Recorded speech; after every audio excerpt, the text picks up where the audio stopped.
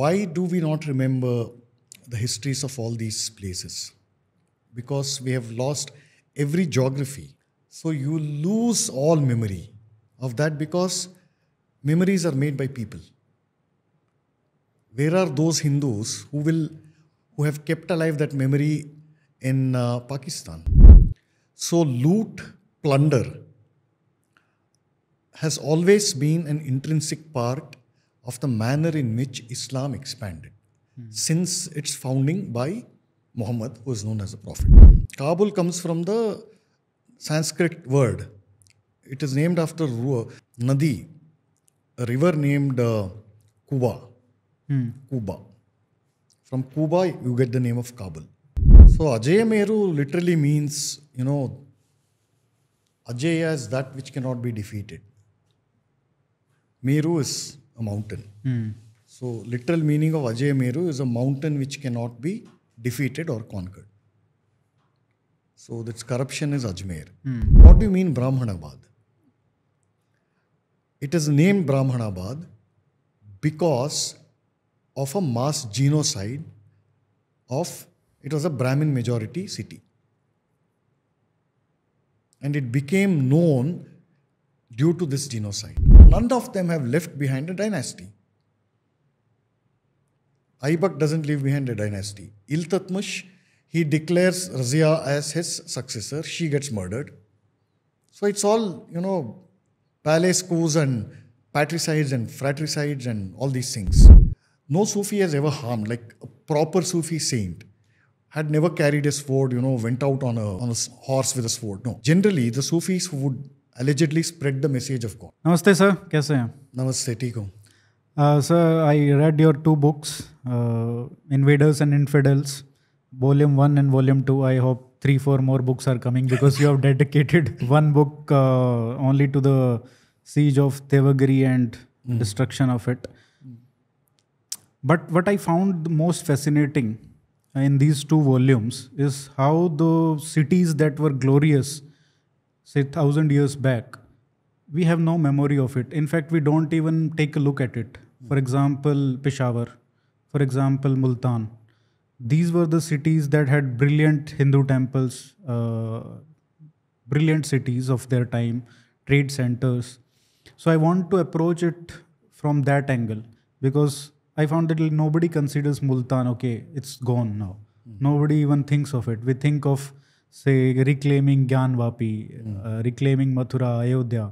But these we have completely forgotten. So I want you to enlighten what those cities were. Let's start with Multan, or what we used to call Moolistan.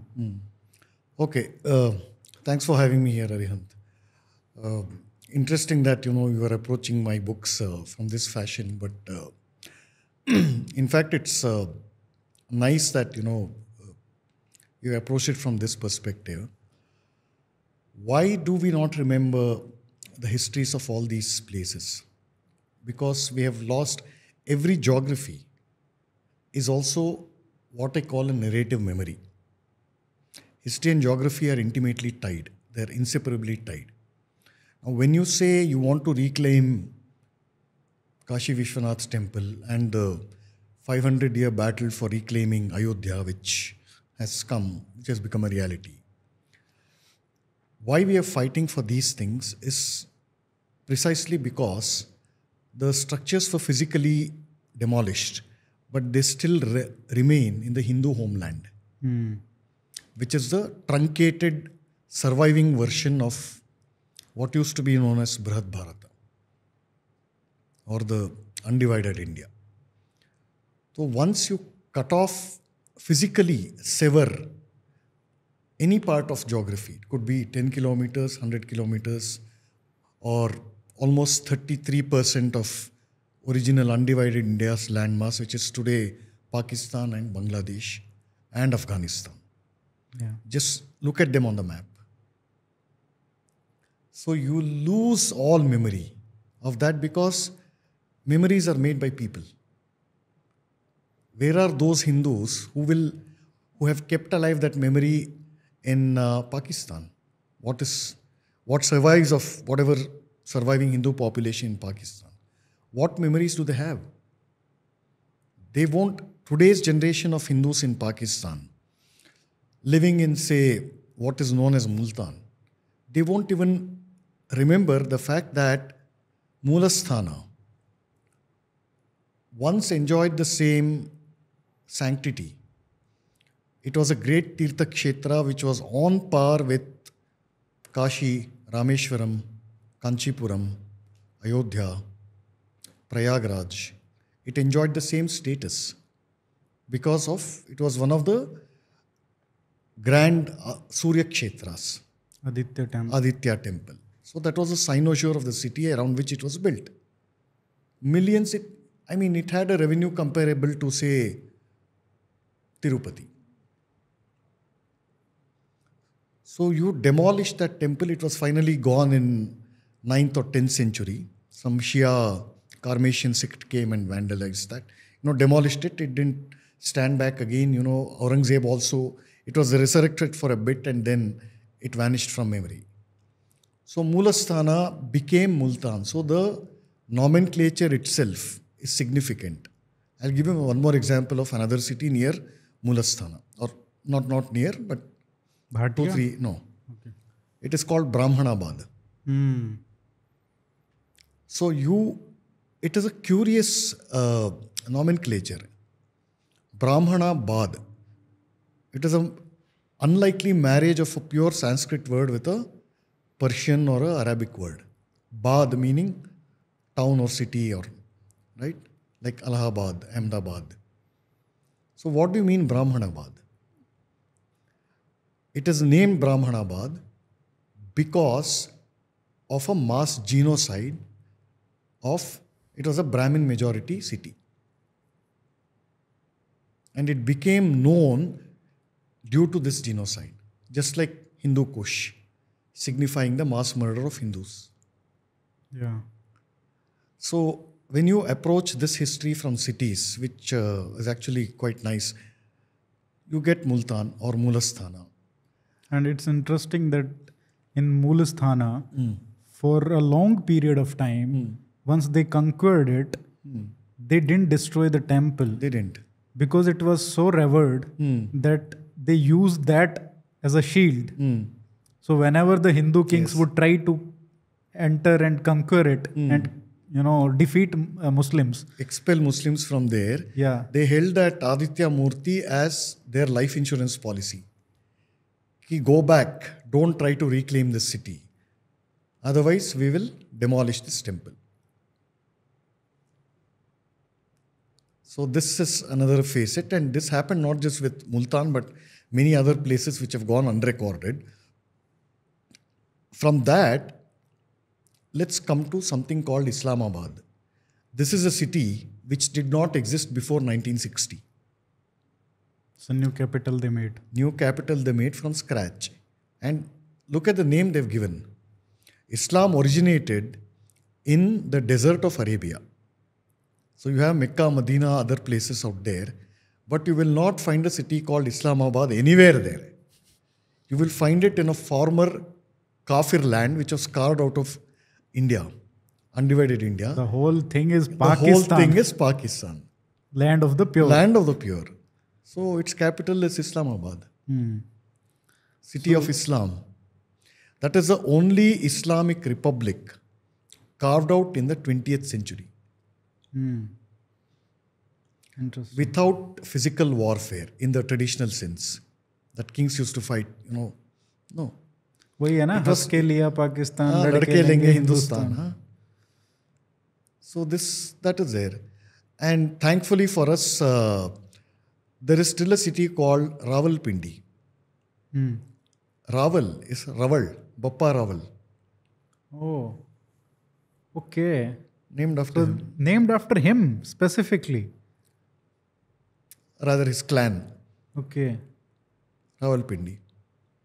Rawal means Rai, Rao, meaning Raja. So these are dialectical changes, titles. Yeah. It basically comes from the word Raja. And Pindi maybe. Pindi is... maybe it came from that Punjabi Pind. Punjabi thing, yeah. So Moolasthana is Moolasthana is Multan. And Multan, by the way, has the world's largest concentration of Sufi shrines in a single city. The peaceful Sufis. Peaceful Sufis. So it has the world's largest collection of Sufi shrines in any place. Comparatively, it's a very small city geographically, but this is the thing, a profusion of Sufi And shrines. what's the history of that Sufism for? Sufism came into India. It's not like a monolithic thing that all happened in at once or was concentrated in one place. It arrived. Sufis arrived first, I think, on the western coast, Gujarat specifically. They came with the Arab merchants during the Rashtrakuta period. So they didn't pose a threat, in that sense, in the military sense that became commonplace later. I would come to that later because it becomes a central point when you discuss Devagiri. Okay. The way they used Yes. Sufis. But I was asking, what is the relation of having so many shrines in Multan? Multan was also a melting pot for various Islamic sects in that sense. Okay. So people from various travelers from Central Asia, from all the way from Turkey also. So you have to put yourself back in time, how the transport and things were happening. It was one of the great centers for the Kalandari Sufi sects. A lot of internal Sufi schools are there within them, the Kalandaris and then the Chishti sect and all these various different branches of that. So it became a melting pot of that, Multan. And as a result, plus you had a lot of royal patronage for Sufis. And that is one reason why it has so many Sufi shrines there. And then another city like that, Puruṣapura, which is Peshawar. Puruṣapura. That destruction is also mentioned in your book. Those centers all fell very early, in the sense during Mahmud of Ghazni's invasion. And then after that, with the destruction of the Hindu Shahi kings, they were the borderline, frontier First line of defense for us. Once that dynasty was, pretty much exterminated, then it was pretty much easy after that. So a typical invasion would begin from, say, Ghazni, then come to, say, Peshawar, and then come to Kabul. Different routes, basically. I'm just giving a random order. Yeah. Kabul and then Zabul, or I think I mentioned Peshawar, then Mulastana, then Lahore. So at one point in time, by the 11th century or mid-11th or 12th century, Lahore was one of the Islamic world's greatest slave trade markets. As early as that, it had become a slave trade market. So basically, the whole thing started around 712 or 700. Yeah. Qasim came around 712. Yeah. And Qasim was just a raider. He did not come here to, neither was he under any illusion that he'll come and establish an empire here. He was given an order by his uncle cum father-in-law, Al-Hajjaj, his based governor of Iraq.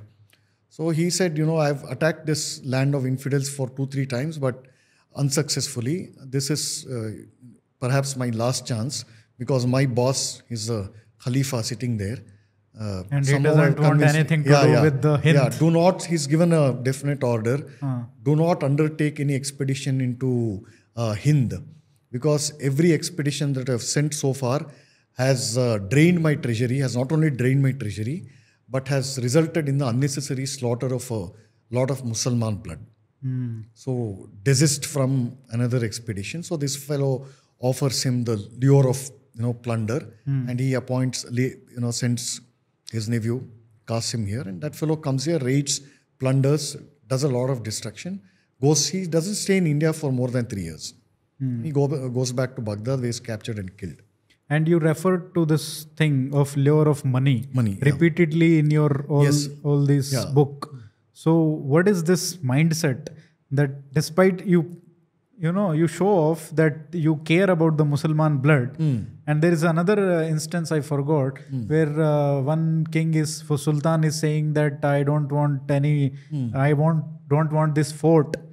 The blood of Muslims is more Jalaluddin Khilji. Okay, so this is this is common thread throughout the invasions. Common and uncommon, Yeah. and contradictory in many places actually. So how do you want me to answer, in brief or in detail? In detail, as much as possible, because I want, whenever I'm asking these questions, the reason is that I want you to narrate the stories. For example, when we talk of Multan, it's we want to discuss who did this, why did they do it, what was the strategic importance of this. So with these stories of these cities, we want to tell the whole story. Yeah, fine. So who did this in this, if you frame it like this, who did this occupies a secondary place as compared to why they did it.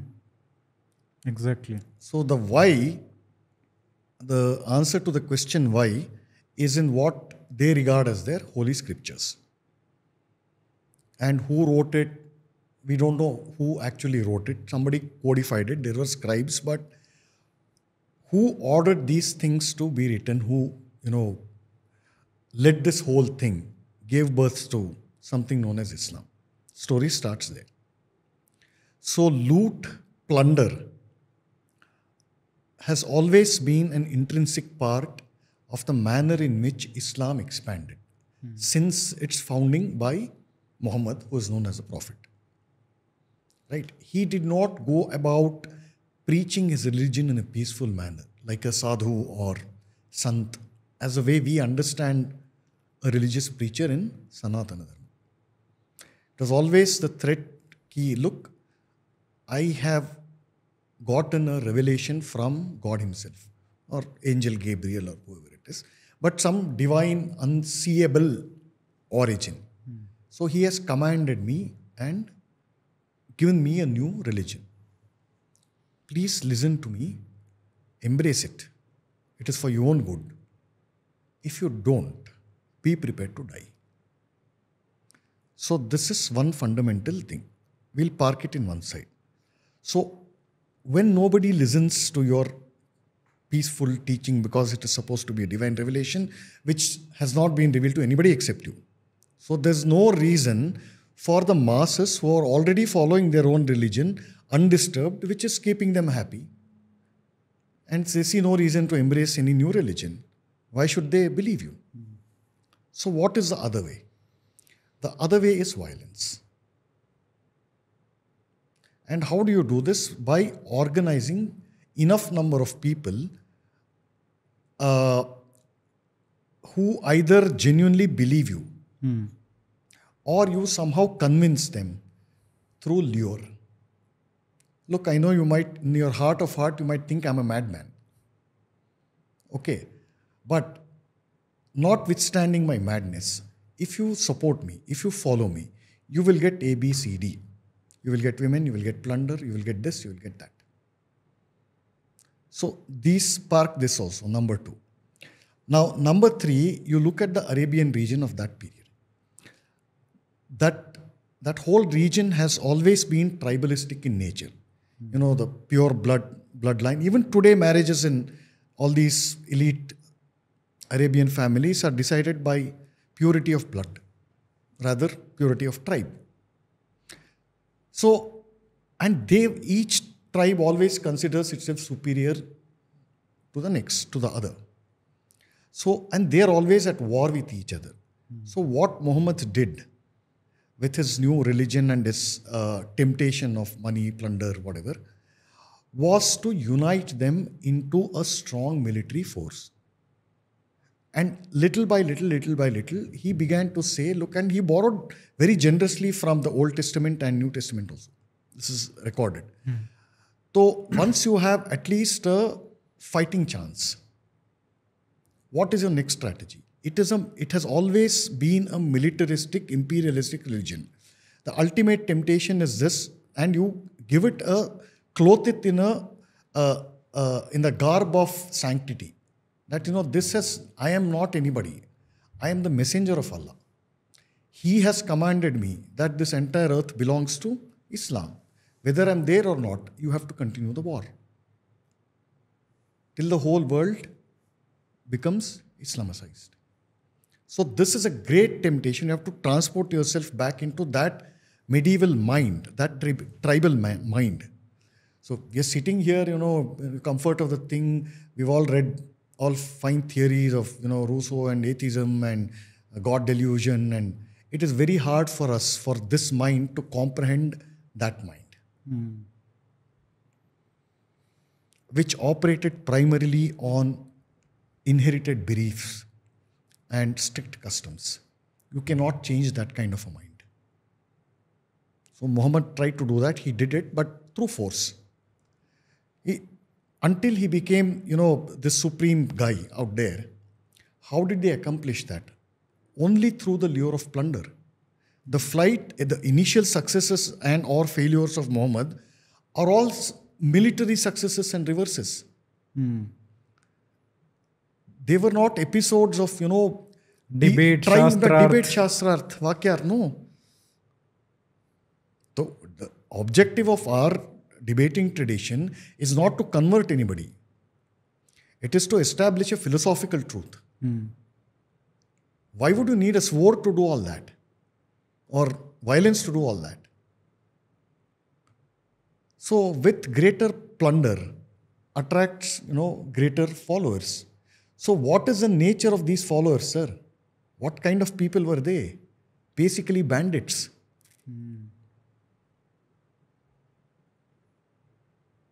So this is... all the heroes that the Islamic annals glorify as saints or whatever, great people who died in the service of Islam, they glorify their warfare, their campaigns for expansion. The only way to acquire political power, even Mao said that, political power flows from the barrel of a gun. Okay? So this is exactly, that is an eternal truth. If you want to wield political power, you better wage war and win it. But in pre-Abrahamic times, wars were waged, but there were certain codes. There are certain ethics. Don't kill women, don't kill children, this kind of thing. Right? There is no concept of Dharma Yuddha there. It is victory at all cost, any cost. There are no rules.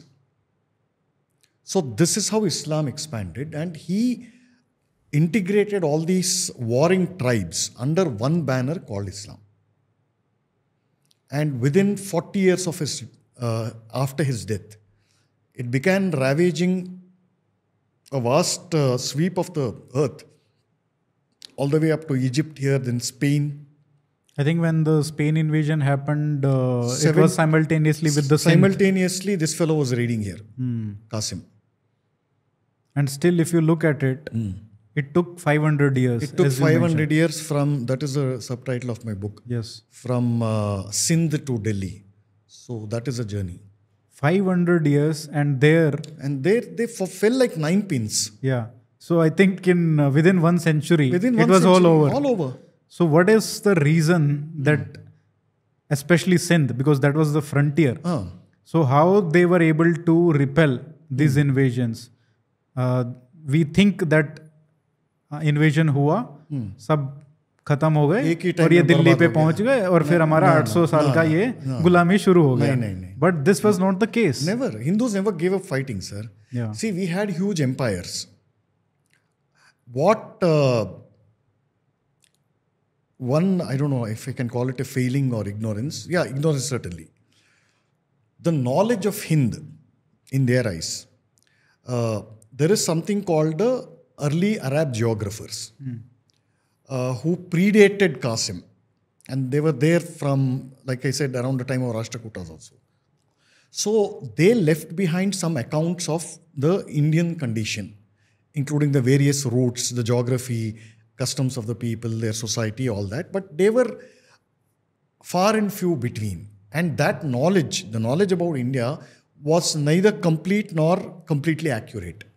So based on that, these Al-Hajjaj type of people tried, formed their own opinions, thinking that what they knew, all these Arab travelers, what they were unanimous about is the amount of wealth that India had. So plunder, plus they also observed that, the light of the true religion has still not been, shined upon India, in Hind. On a land which is so prosperous that you want to invade it for its wealth. But they are apparently lacking the light. The light of true religion is lacking here. Yeah. So on these 2 points, they were unanimous.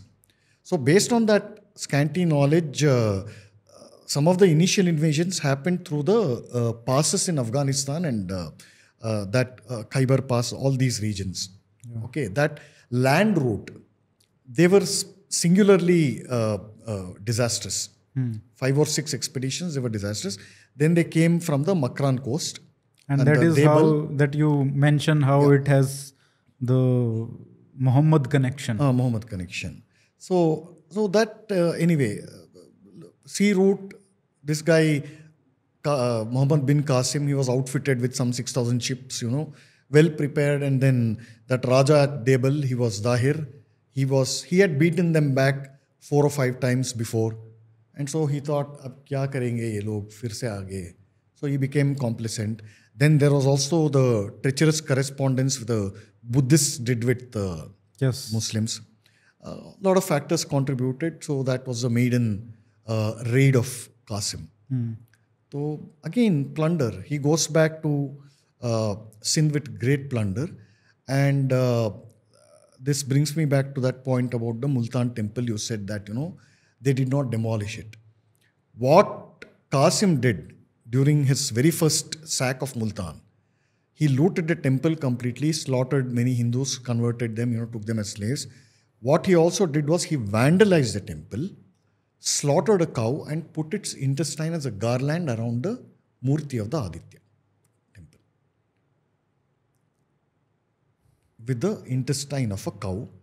And the same thing, some of these behavior patterns have remained consistent. The same thing happened in not 1 or 2, but 10 or 15 temples in Kerala during the Mopla genocide of Hindus. 1921. 715 CE to 1921 CE. Just a century back. That behavior pattern has not changed. 3 years back, what happened in Chandni Chowk, Durga temple? Murtis were broken for a reason.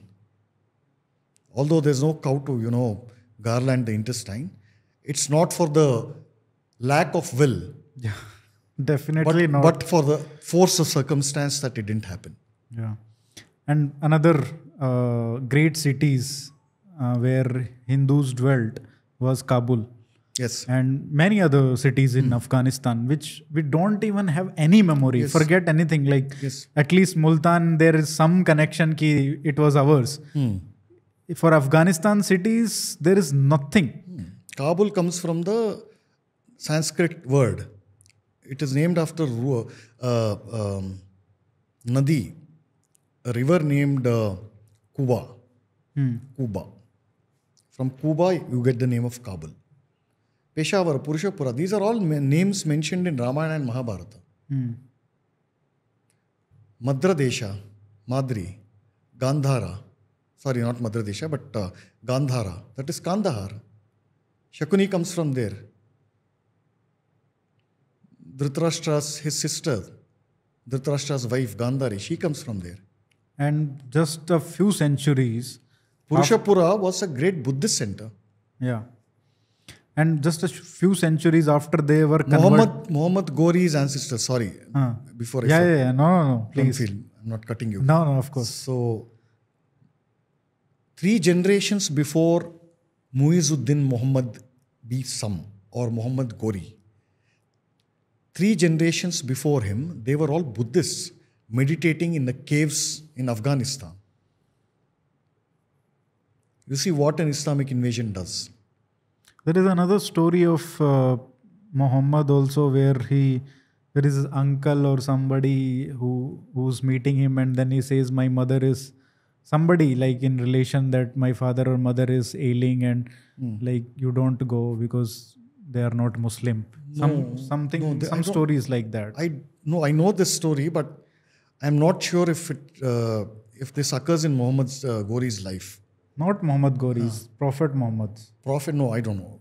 Okay. But I've heard this. Yeah, that story is there. Because he's not a Muslim. Because even in your like mother or father is not. Yeah. In your family, yeah. So forget 3 generations, तो बहुत ही पीछे चला गया. So you see why apostasy is such a great weapon. Even if you want to, you cannot quit. You can only enter. You can't only go. enter. The door closes behind you after that. Yeah. And this Buddhist ka betrayal was also one thing that you mentioned. But as we go, like this Pakistan thing, even after Muhammad bin Qasim takes over these cities and he's expelled and he's killed brutally after the change of caliph. Caliph, yeah. So even after 200 years, when Muhammad Ghori comes, even then the Sindh area, from Karachi to say Peshawar and Kabul, it was not fully converted. No. Majority of it was still Hindu. No, on the contrary, Muhammad bin Qasim goes back in 715 or 760, around that time. Between Qasim and Muhammad Ghazni, Mahmud Ghazni first invades mainland India in 1000 CE. So you have almost how much? 300 years of gap. There is no alien invasion from that period into India. So what does it tell you? You get a picture that after Qasim goes back, majority of the Hindus who had been forcibly converted, they return to their Matra Dharma. They rebuild their temples. They reconquer their territories. And apart from Multan, there is only one more island city called Al-Mansura. Now it is called Mansura in Pakistan. So it used to be an island city. Now I don't know what it is. So those are the only 2 places where, Muslim governors are stationed, and they say with extreme fear that a place for which a Muslim could take refuge is not to be found in the entire Hindustan. This is what they say. So, that is the thing. You have 300 years. And even after Mahmud, the story is well known how he demolishes Somnath and goes back. He causes extensive damage over a substantial territory for the first time. So that kind of causes a great setback and commotion and disorder in India. But after he goes back, even then, Somnath bounces back to double its glory, previous glory. Why? Because you had strong Hindu powers. Even the resistance, when he's looted the temple and he goes back through somebody diverts him to... they mislead him intentionally. And a Hindu merchant misleads him. By the time he reaches with all the plunder that he was supposed to have, he didn't have anything. 90% is gone. He loses it on the way. So imagine like there was such a strong civilizational commitment that people know that this is an invader and it has to be punished. So this, from there, after Mahmud to Muhammad Ghori who comes, almost a century after him. And even he doesn't have it easy. So his first expedition, he takes inspiration from Mahmud. Before launching his campaign, he prays at this fellow's dargah, Mahmud's dargah. So even till this day, in Orthodox Islamic circles, Mahmud of Ghazni is regarded as one of the greatest Ghazis that the Islamic world has ever seen. So this fellow prays at his dargah, then takes inspiration and tries to follow his same route to go back and plunder Somnath again. But he gets stopped near Anahila Pattana and he gets battered very badly, goes back, launches by a boy, a teenager, who leads the battle from the front, inspired by his mother, who is from Goa.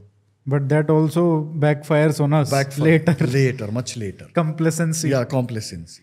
Yeah. So this happens. They didn't have it easy. And even like we talked about the cities in Pakistan, there was this Bharatiya city, which most likely the Bharatiya Khatris mostly come from. Kshatriyas. Yeah. Khatri is a corruption of Kshatriyas. Kshatriya. Yeah. So mostly I think the Bharatiya surname is originated from there. Yes.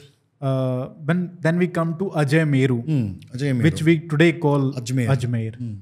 I want you to tell the story of that city through that invasion and what it changed, because it was such a center of knowledge, Sanskrit, and then the mosques and the seminaries came and how it became known. Today we known it as a chadar जहाँ देने जाते हैं prime minister और वो सब big चादर चढ़ती है वहाँ पे. So Ajay Meru literally means,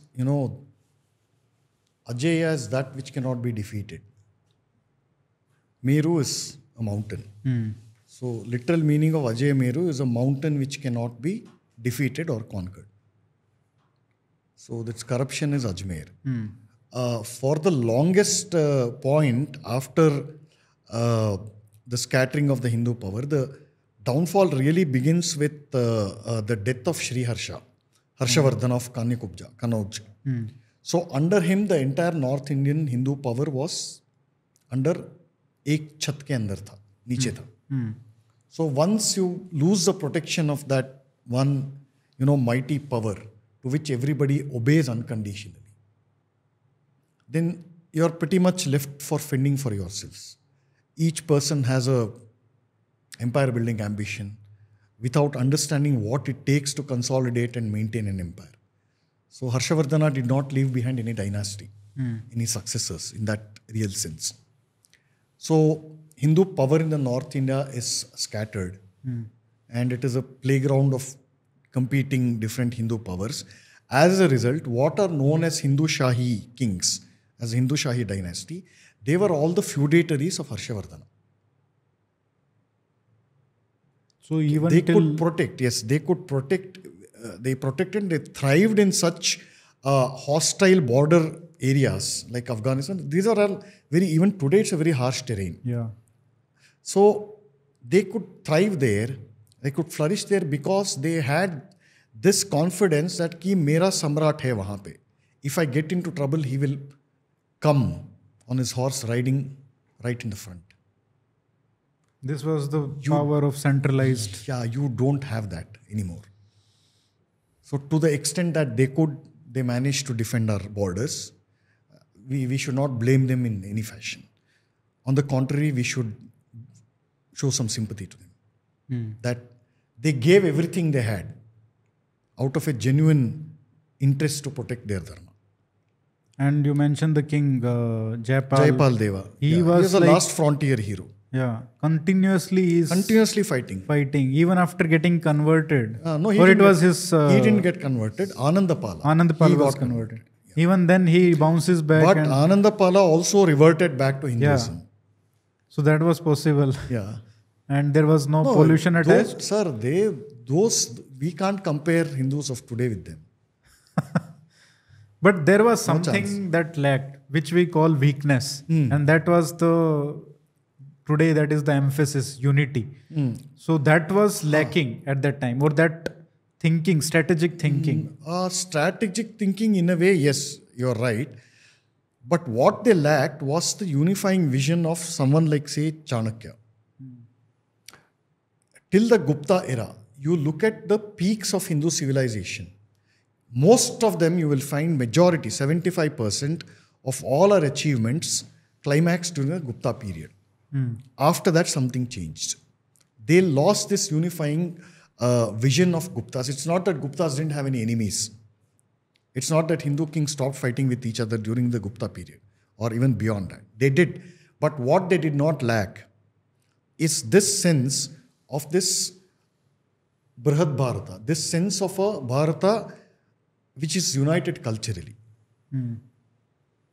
A Gupta could fight with a Pallava and he could conclude a peace treaty and become a Samdi with him.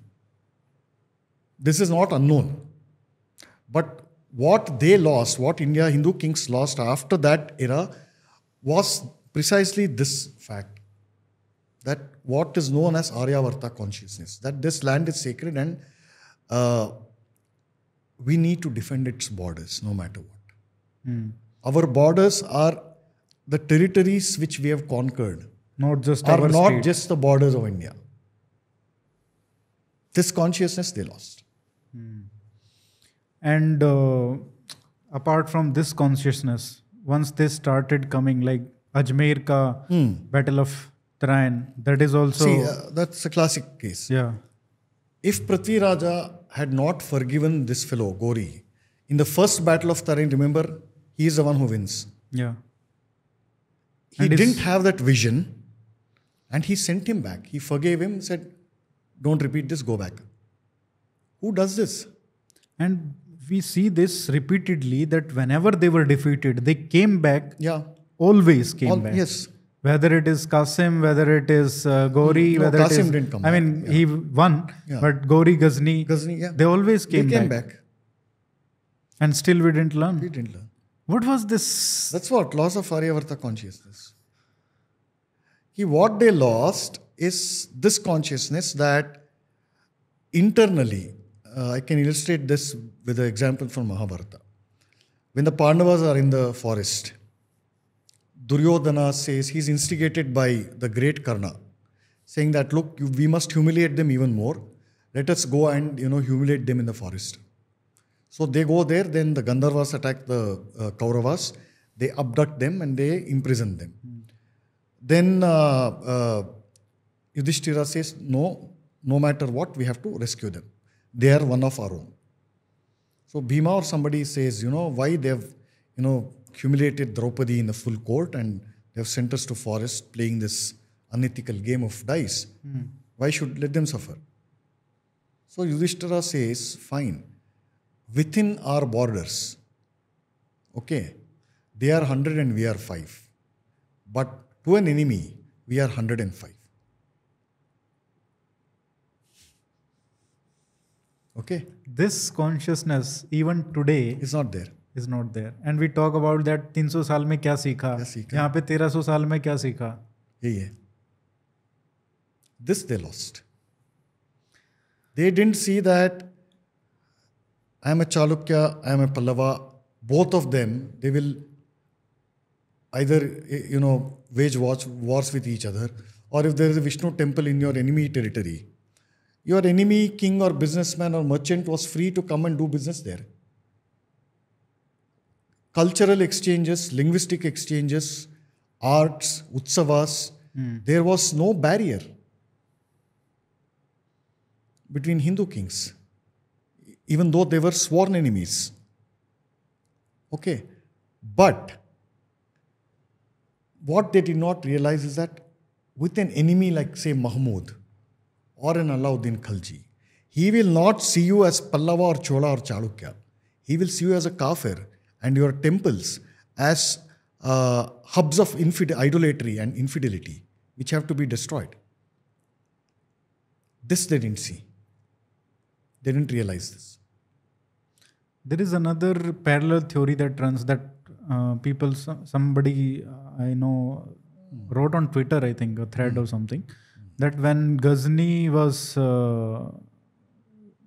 invading Gujarat and desecrating the temple, Somnath Temple, Rajraj Chola was in Madhya Bharat. More or less. So there is another, like, why he didn't go there and punish him, because he was at that time the greatest emperor of Bharat. He had such a huge empire at that time with navies and all. So there is another, like, do we have any theory that why do we have anything recorded in history or any other kings like who were neighboring? No, you can find hundreds of such examples, sir. Yeah. Why do you want to take Raja? And they were Shaivites. Correct. No.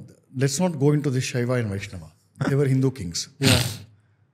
So there's a simpler explanation for this. Why do you want to go so far down as Raja Chola? The nearest king there was Bhoja Raja, Paramara Bhoja. Who was also a He great was part king. of Gujarat, no? Yeah. Lot of his territory, dominion, Somnath was also part of it. Sorry, it was part of the Chalukya thing, but Paramara, he was in Madhya Pradesh, Malwa, Ujjain, Dhara Nagara was Dhar. That was his capital. So he could have done something about it. Whole point was that when Mahmud came, he stood outside the gates of Somnath. The people there, the previous night, they were partying not in today's sense, but carrying on life as usual, worshipping and things like that. And they thought, 50,000 of them, citizens, soldiers, whatever, they were warned that, this alien guy is there, he might cause trouble. But these people had, how they rebuffed him, their logic. Somnath is a guardian deity of Shiva himself, is a guardian deity of Somnath, that city. As long as he's a guardian deity, nobody can do anything to this city. This was the attitude. This was complacence. Why? Perhaps I can make a speculation. Can be wrong, right, whatever. Because long years of experience had taught them that when two Hindu kings would wage war with each other, they always followed the code of honor on battlefield. That is, no killing cows, no killing women, no killing unarmed citizens, no killing children, no vandalism of temples. So these fellows also thought Mahmud was one such guy. Despite 300 years of history. Yes. They didn't have this kind of long-term vision. You learn from this. The first, because until the longest time, Hindu kings thought that Muslims were also kings like that, like them. It is inexplicable that at the height of the power of the Vijayanagara Empire, at the same height that the Maharaja's seat was, another throne was built on which Quran was placed, with the desperate hope that at least this gesture will drive some sense into the heads of these fellows. How did they repay them with? Battle of Talikota? Such a great blunder, like after 800 years. No, this is the repeated failure. That because, be it Hindu kings or philosophers or great saints, they did not study Islam at the doctrinal level. The first person to do this was Swami Dayananda Saraswati. Again, from 712 to Swami Dayananda Saraswati. More than 1,000 years. You talked about this lure of plunder and loot. This incentive gave rise to the house of Khilji. All houses.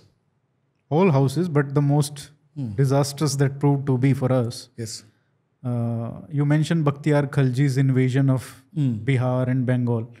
You say that this was the period, Bhaktiar Khilji's invasion, where Islam earned most converts in India. Yes. Is it true, or that credit should go to Aurangzeb, who converted apparently most of the western Uttar Pradesh and other areas in Uttar Pradesh, neighboring Delhi? No. So you're talking about, Khilji was 12th century, Bhaktiar. Yeah. Aurangzeb was 16th and early 17th century. So about 500 years. Okay. When I write that Bhaktiar gained the maximum, it was during his reign that India earned in hard numbers. Okay. Islam earned the maximum convert. So if Islam could change, that was Bhaktiar Khilji was a man responsible for the first time the entire fundamental character of Bengal. When I say Bengal, it is today's Bangladesh also. Yes. That's a huge area. Then southern Bihar. So this is a massive area in which he attained the maximum number of converts. Now, what was the condition, what was the relative Hindu-Muslim population in the rest of India during his time? It was quite feeble. From that angle, yes, Islam earned the maximum converts. But what you're saying, by the time of Aurangzeb's period, this spree of conversions that, forcible conversions that he effected in a relatively small geography, Western UP, all these places, those conversions did not sustain for a long time. So Aurangzeb's were not sustainable? No, not sustainable at all. Okay. So all these... And remember that Aurangzeb did this during peacetime, in the sense that when he was the only sultan to actively send out these campaigns for converting Hindus. So Bakhtiyar hardly did that. Whatever conversions he made on the point of sword during invasion, that's all. And number one. Number two is that 70 to 80% of all the Hindu shrines and temples in that region, Bihar and southern Bihar, Bengal, physically demolished. I give you the stats in the book. I've read them. Including Nalanda. Yeah. So this is the thing. You dedicate the whole one book to Khaljis, how they rose, and the reason we said incentive of plunder, loot, and how they enriched themselves back in their homeland. Yeah. And then the importance I understand, because the subtitle is about Devagiri, because that opens the portal to South India, invasion of South India. And there is another portion left, whole portion of Alauddin Khilji's conquest left, that will come in third book. So you dedicate a lot of things to this, a lot of space to this one dynasty, which was nothing just 100 years back when they came to India. Yes. Okay, so every invader who came into India, and at any rate, Qutbuddin Aibak established some kind of a foothold in the so-called, he's called a founder of the so-called Muslim slave dynasty or Delhi Sultanate, whatever you want to call it. Which was only probably limited to Delhi. Very limited. Yeah. But what he brought with them, and along with him his master Muhammad Ghori, so they used to maintain a class of aristocracy and military who all hailed, they were all Muslims converted from various different races. So you had Mongols who later were known as Neo-Muslims. You had Tajiks, came from Tajikistan, Kazakhs, Uzbeks, then Khaljis, Ghoris. So they were all tribes basically who were converted, and then they were different cultures, fighting races, warrior classes. So Khaljis were also one such warrior class. And they were initially pastoral nomads with Turkic origins. The name Khalji, I think Al-Kashgari, he gives us the derivation of the name Khalji as Kal, which means sons of thief. So these are different linguistic things, but some of those stories about their origins, I'm mentioning that. So they, from pastoral nomads, they became warrior tribes. They learned the art of, riding horses and carrying out mobile warfare. And they accompanied various kings, not kings, but raiders. They came with Qutbuddin Aibak. Then they occupied a pride of place during Iltutmish's in his army military unit. Then they rose to prominence, most notably under Balban. So Balban promoted Khaljis, and one of his most competent governors was a man named Jalaluddin Khilji. So, but when Jalaluddin became the Sultan, he was 72. His own nephew was Alauddin Khilji, who murdered was also him. son-in-law. Yeah, son-in-law and nephew. So his brother also, Almas Beg, he was also son-in-law and nephew. And this is common there. Yeah. So he murders him and, declares himself as Sultan Alauddin Khilji. So after that, the fortunes of Khaljis decline. So this is the thing. All these so-called medieval slave dynasties and post, so Khilji, the house of Khilji, if you want to give it such a dignified name, they are the first non-Mamluk or non-slave tribe to come to political power. So Balban is a slave. Before him, Iltutmish is a slave. Before him, Qutbuddin Aibak is a slave. Slave of a slave. Slave of a slave of a slave. So that is pretty much done. And with Balban's death and Jalaluddin coming on the throne, the whole contact with Central Asia is cut off. So wo hai. All these are tribal guys who variously come to power, and what is common between all these so-called dynasties? Aibak dies before leaving a solid dynasty behind him. So it's over. These so-called houses, right? They are only as long-lived or long-lasting as their most powerful sultan is sitting on the throne. None of them have left behind a dynasty. Aibak doesn't leave behind a dynasty. Iltutmish, he declares Razia as his successor. She gets murdered.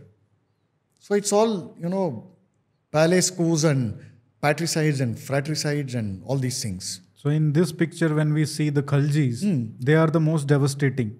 And in terms of altering history, and obviously we can speak in hindsight, Alauddin, the possibilities that he opened up. He was the first sultan sitting on Delhi that broke open the door to Dakshinapatha by raiding Devagiri. His maiden attempt with this book ends, book 2 ends with his maiden raid at Devagiri. But after he raided that and went back to Delhi, even he did not, for some time, even he did not kind of have this ambition to go beyond Devagiri. But that's a story I'll tell later in the next book. Okay. So he didn't but he opened up. Until he stormed Devagiri, all the Muslim power which was scattered concentrated in North India, the seat of power was Delhi. But the actual control of Muslim political power did not extend beyond a radius of 120 kilometers. And with the change in government, with the change in sultan, each time a new sultan came to the throne of Delhi, they had to reconquer territories from Hindus. So it was not stable in any sense. No. But with Alauddin, we'll see that in the next subsequent portions. In Devagiri, one interesting aspect, there are two interesting aspects. One, how he invades. And then there is treaty that was supposed to be materialized, but then the son of the Raja, he messes up. That is interesting story. How strategically foolish that thing was. I mean, given that it was not foolish, he thought that he could win. But I want you to tell that story.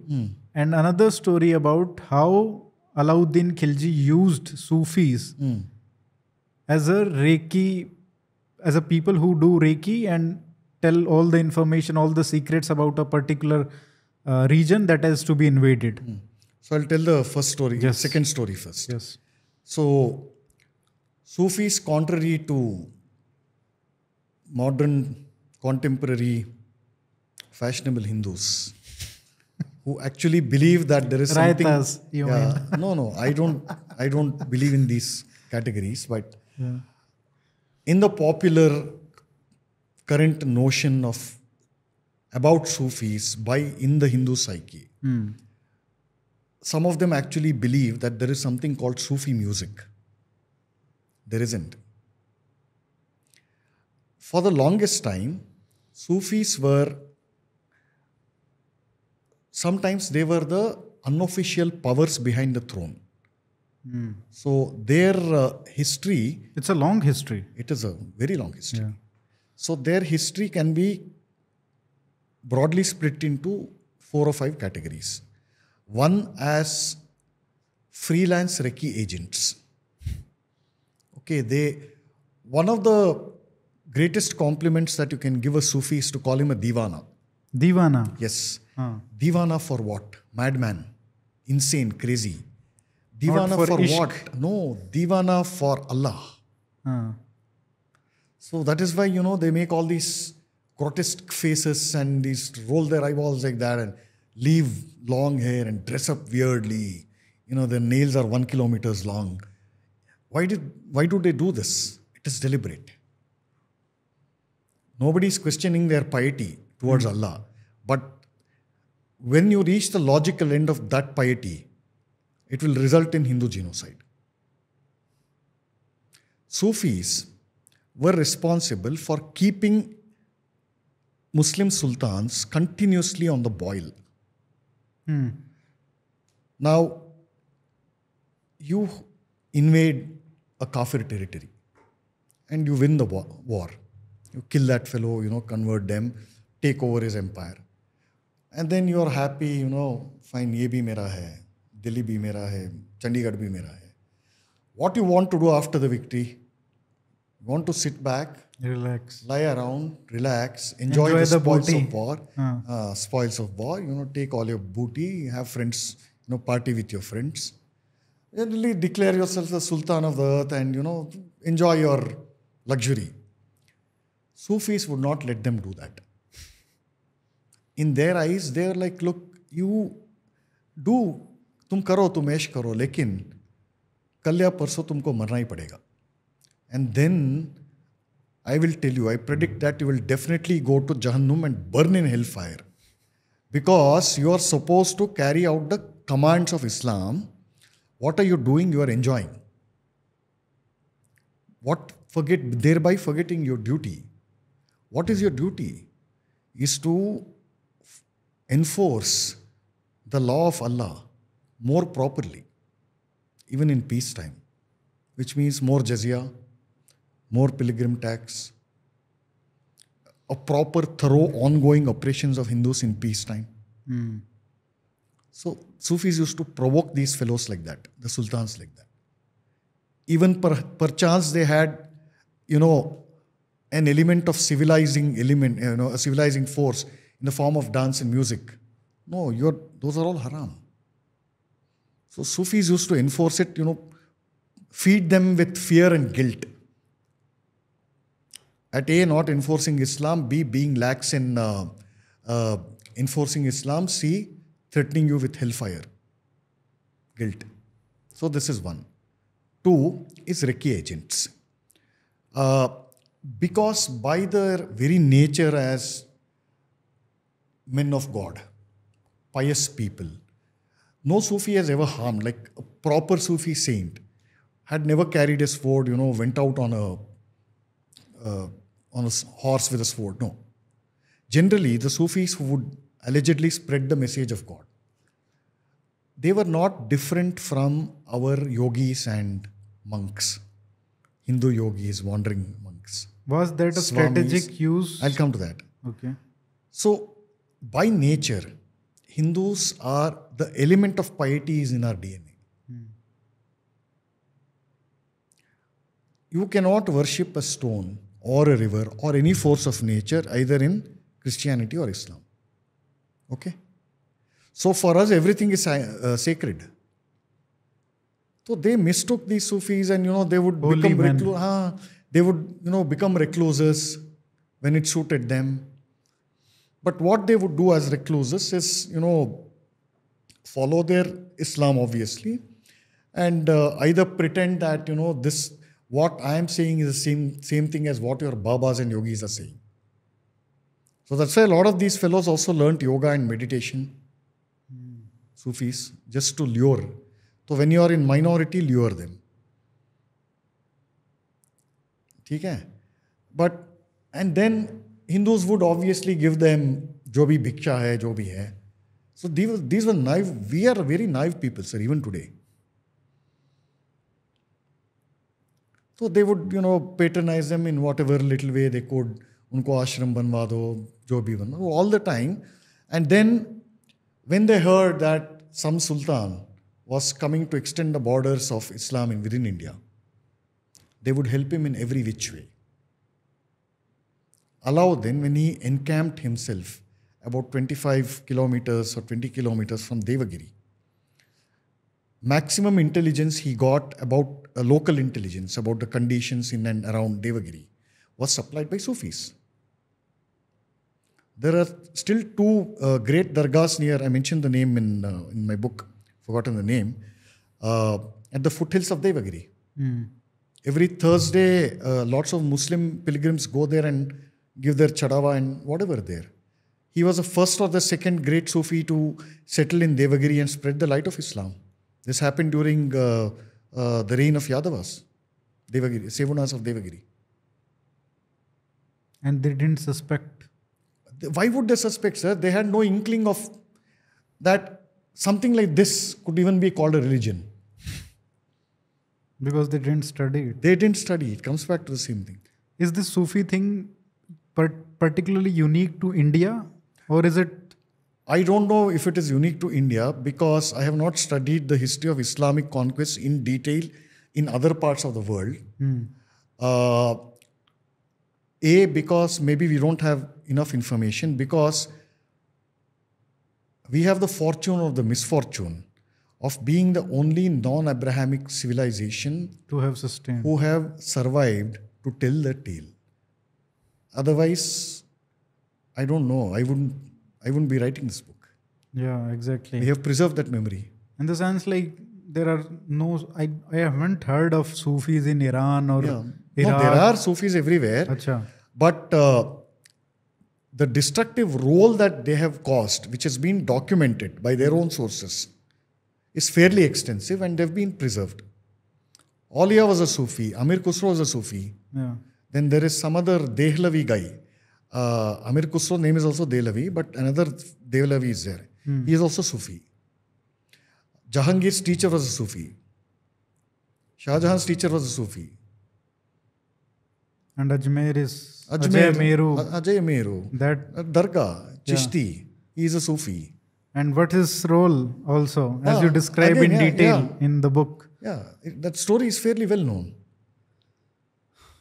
So they did act as Rekhi agents. They acted as Rekhi agents, even merchants also. Muslim merchants who would travel, in various Hindu kingdoms. They were unmolested. तुम क्या secularism की बात कर रहे हो यार? They were unmolested by every Hindu king. In fact, Rashtrakutas are to be blamed. They allowed a lot of these Arab traders to settle along the coast of Gujarat. Sanjan, for example, it's a port city in Gujarat. It is not coincidental that a lot of maritime trade between Arabia and Rashtrakuta Empire there's a lot of, it was flourishing. They had a flourishing maritime trade from that city. It is also not a coincidence that the Parsis, who were persecuted in Persia, landed first on the shore of Sanjan. Same shore.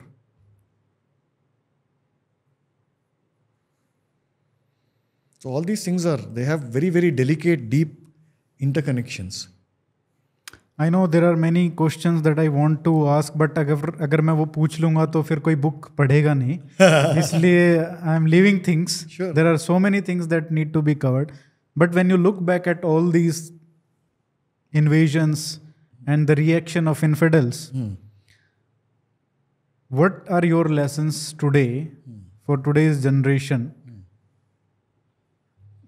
that need to be at least civilizationally aware of the threats that we are posed with today? Don't lose the memory of this. If you want to survive, don't lose the memory of your past persecution. And every act of vandalism, temple vandalism or love jihad or whatever other crimes, that don't interpret them using the lens of today's political theories or your not weird, but maybe well-founded intellectual theories. Don't analyze them using that. This is not a subject for an intellectual discourse or debate. It is a question of your civilization and your survival, and the survival of your children. Only the terms have changed. That's the all. titles. It's the same but thing. The It core core remains the same. It is the same. So thank you so much for discussing this important work of yours. There are so many books that you have written that we need to talk about. Okay. Hopefully, when you come back in a few months, whenever you come back to Delhi, please give us more time so that we can do more episodes with you. Okay. Thank you so much, sir. Thank you. My pleasure. Thanks for having me here, Arihant. Thank you, sir.